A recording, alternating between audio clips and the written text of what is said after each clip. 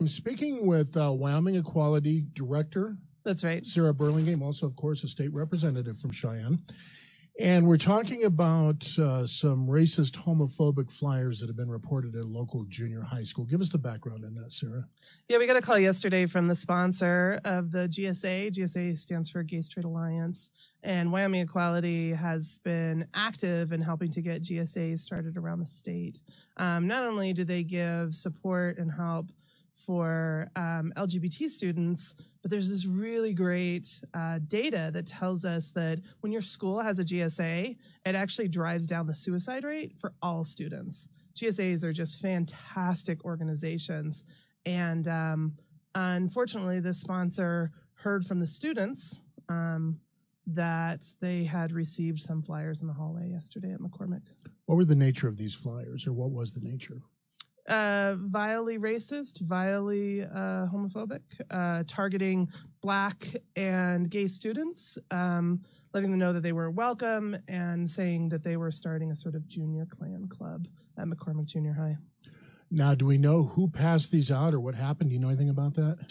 Yeah, I mean, one of the students who had been attending the GSA, her mom called me. We got a lot of phone calls yesterday. I'm sure you got a lot of phone calls yesterday by folks who were concerned and were upset.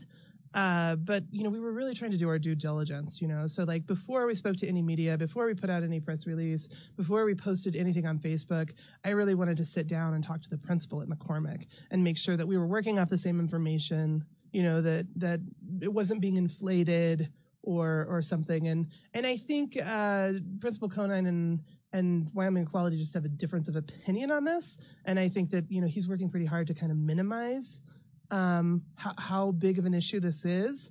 And when I talked to that student's mom, I got a very, very different story than the one that I heard from the principal. Now, the local newspaper account has the principal saying there were 2 flyers.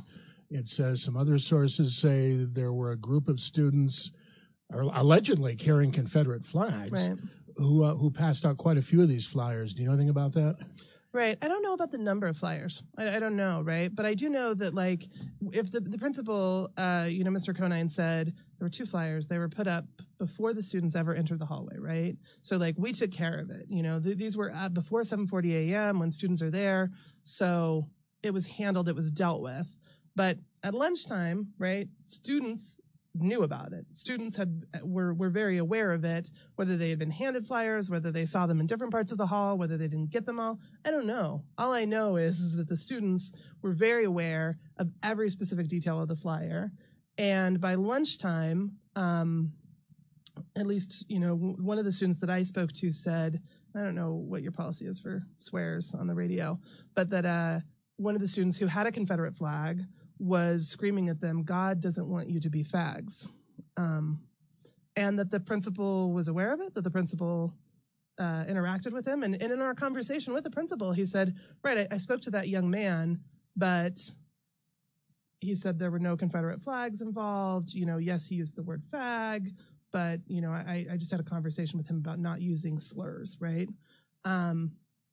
So I think across the board, this principal is just kind of, doing his best to handle this as a sort of like public relations issue. And I think that's just the wrong way to go right now. And rather, we kind of need like all hands on deck to say, we're hearing from GSA students that they don't feel safe, they don't feel supported, they feel harassed, they feel bullied. The student who called me, her mom said, were you there? Like, you're a member of the GSA. And her daughter told her, I haven't been going. I haven't gone for 4 weeks because I'm being bullied and harassed about my attendance. So I've stopped attending. This is a very bright, very, headstrong young woman. And that was really, really crushing to hear. Now, the principal was quoted as saying this is an isolated incident. It sounds like you don't think it was. No, I think it's really unfortunate. It's just human nature, right? Like, this isn't anybody being awful or malicious. It's just human nature to kind of wait until events coalesce and get really big and get really graphic and get really violent to raise our attention level to say, oh my goodness, we have a problem. And then when we go back and we say, well, where did this problem start? Like, how did we get here? How did we get to 49 people dead in Christchurch? How did we get there? How did we get to 9 people dead at Mother Emanuel? You know, what started that? And when we look at it, it is precisely things like this. It is a community willing to turn a blind eye and rationalize this kind of vile, homophobic, racist rhetoric. There is a direct line between the two. And as a community, we just have to not be afraid to name it. And nobody's asking anyone here to change their church doctrine on marriage. Nobody here is asking them to say, Black Lives Matter and you're ready to march in the street. But my God, if we cannot hold the line and say we are not letting our children be treated this way, then who are we? So you would say to people, don't trivialize this, don't take this as being a bunch of kid stuff that's not that big a deal. Yeah. That someone taught those children to say, God doesn't want you to be a fag, right? They learned that from somewhere. They heard that message from somebody. And I think it's human nature to want to say, like, let's minimize this, let's not like blow it up. But we just can't afford to do that anymore. And as a community, I don't think Cheyenne is a town that wants to do that. I mean, I think we really do want to protect our children. Now, this might be a question better directed to the principal. I do have a call into him. He hasn't returned my call so far. It's having a busy day. No, I'm sure it is. He was in a closed-door meeting when I called. So anyway, what I'm wondering, if you know, and you very well may not, are there any sort of repercussions for these kids that were involved in this as far as passing out the flyers? Are they going to be kicked out of school? Are they liable for littering? Do they know who they were? Do we know anything about that? So my conversation with Jeff Conine yesterday, I just wanted to clarify for him that at Wyoming Equality, we consider the students who pass them out to be victims as well. And obviously, we have no say in how the school chooses to discipline or how they conceptualize discipline. But I have been in conversation with Dr. Brown, our school superintendent, and I'll be meeting with him again later today. And I have a lot of confidence in Dr. Brown. I've worked with him since he was up in Campbell County, and I just think, you know, he has a big heart, and I think he's committed to all of our students having a good access to education. And I think, you know, I don't know what his role is in this exactly, but that's part of that conversation that, like, I don't think these students need to be, you know, punished outside of the context of, like, whoever is your role model in this, whoever is teaching you these things, we need to teach you a different lesson, right? Like, this is, I mean, Dr. Brown, you know, the wording he used is, this is a teachable moment, right? Like, we're going to take advantage of this teachable moment while these are still young, impressionable children. We're not going to wait until we have adults walking into Black churches. My God. So this is more about education for you than it is punishment.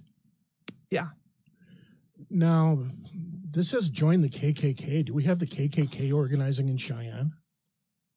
Well, we know we have one white supremacy organization in Cheyenne. And I don't think it's a coincidence either that, you know, they targeted the downtown. They put up a full color banner. Those are expensive. The other group, other group, not the one involved in this specifically.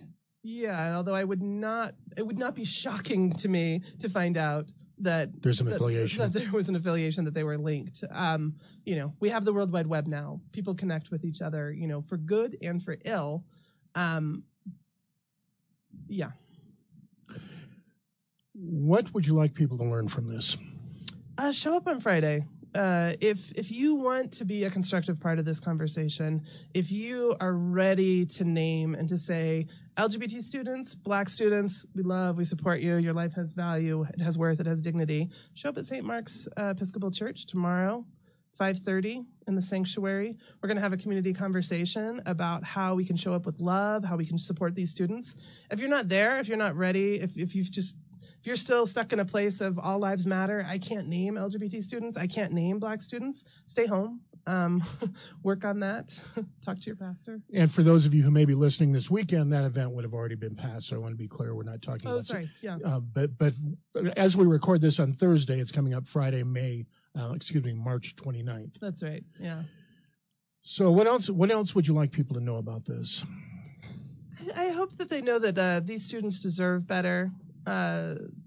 that, when somebody comes after our kids, that we're, as a town, as a community, that we're going to show up really strong, and that there's a really broad coalition. I want people to know that, like, this isn't just, Wyoming Equality making this an LGBT thing. I had a great conversation with Reverend Wheeler, who's the pastor at Second Baptist last night. He'll be there. The mayor's going to be there. The Islamic Center. There is a very broad coalition of churches, of community members. I've gotten 2 phone calls today from mothers saying, I will bake cookies. Do you need cookies? I think that, like, we're a small town, and at our best, this is what, we do, kind of gather around and say, I'll bake cookies. I'll say a prayer. Like, we're going to make sure that these kids know that they're loved and supported. Were you shocked by this?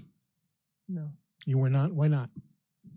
I think there have been a number of incidents. What was shocking to me was when Senator Hutchings made the statement to the students at Central High School. It was shocking to me that there were adults who I thought would call it out, including, of course, folks here on this program, and instead made excuses for it. That was shocking to me. I thought, if we don't all agree that we don't speak to children this way, oh, heavens, have mercy. That was shocking to me. But then, you kind of recalibrate and say, okay, this is where we have the work to do.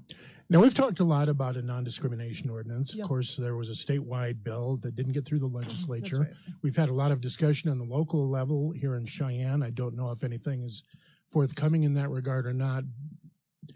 Would a statewide law or even a local ordinance, would that be helpful in combating this sort of thing, or are we talking about apples and oranges here? No, absolutely not. It absolutely would be helpful. I mean, what we have right now is a resolution, which is great. And we saw it in Gillette when these hate groups were trying to find purchase there. Gillette has a pretty significant white supremacy, alt-right, hate group presence. And the mayor there, a Republican, like our mayor here, was able to use their town's non-discrimination resolution to say, hey, look, we're going to call this out. We're going to name this. We have a resolution that says that we don't tolerate this here in our community, which is fantastic. But we need to take that extra step of passing an ordinance, right? Sarah, is there anything else you'd like to say about this incident or the issue in general?